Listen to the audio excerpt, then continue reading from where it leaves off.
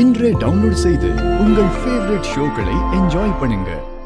நீ முதல்ல ஒரு பொண்ணு போட்டோ கொண்டு வந்து அதை எங்க அம்மாவும் எங்க அப்பாவும் ஓகே பண்ணாங்கல்ல, அந்த பொண்ணை வச்சுதான் இந்த ஆடை பண்ணி ஆகணும்.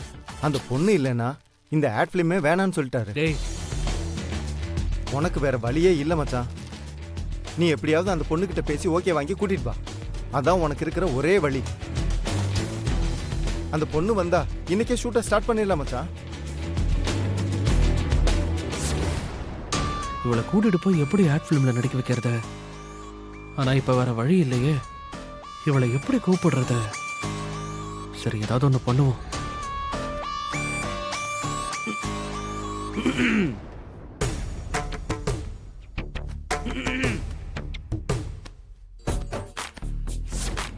அருளே உன்னை தேடி வருவான்.